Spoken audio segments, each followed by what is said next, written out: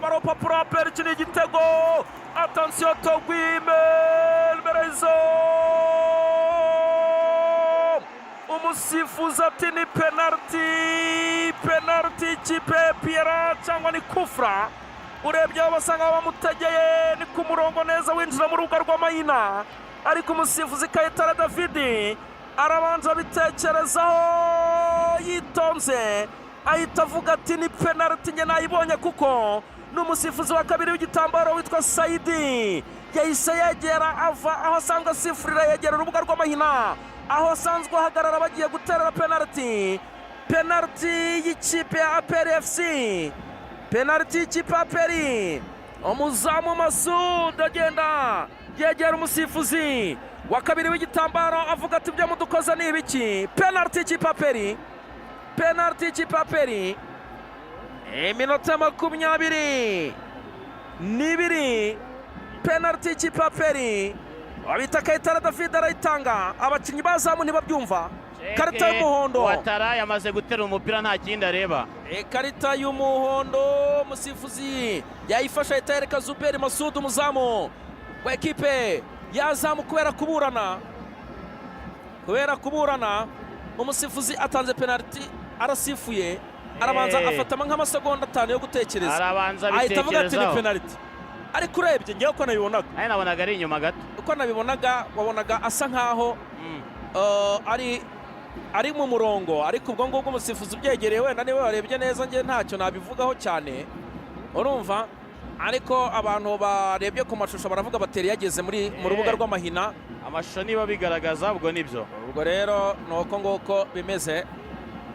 Penalty y'ikipe ya APR Football Club. Penalty y'ikipe ya APR Football Club.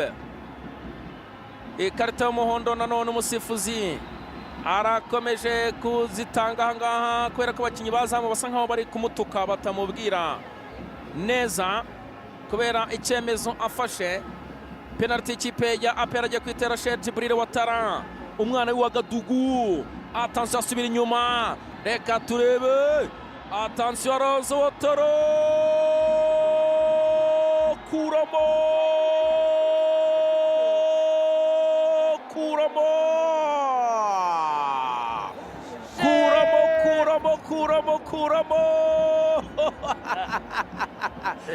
umupira umuzamu awupangurura ukuramo kabisa. Penalty ya APR barayirata umuzamu Zuberi Masud nyuma yo kwereka ko ari umuhondo ahita ikuramo aravuga ati Kayitare David wa musifuzi we turuni munsi ntuzongere ngewe iyo unteye umujinya nuko mbigenza, ahubwo urebye ahantu bamutegeye umuvandimwe Togwi bamutegeye muri box ariko agwa inyuma asa nkaho agwa mu murongo.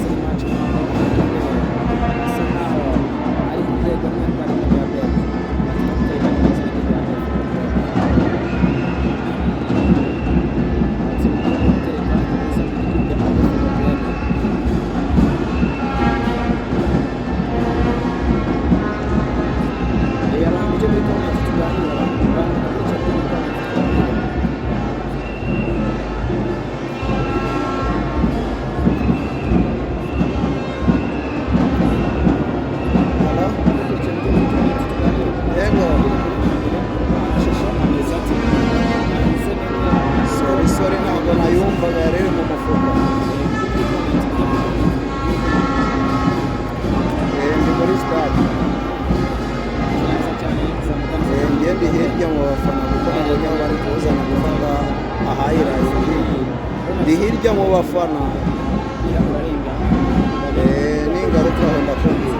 Niwe uri kuvuganya amakuru. Sawa, bavuye mu kanya.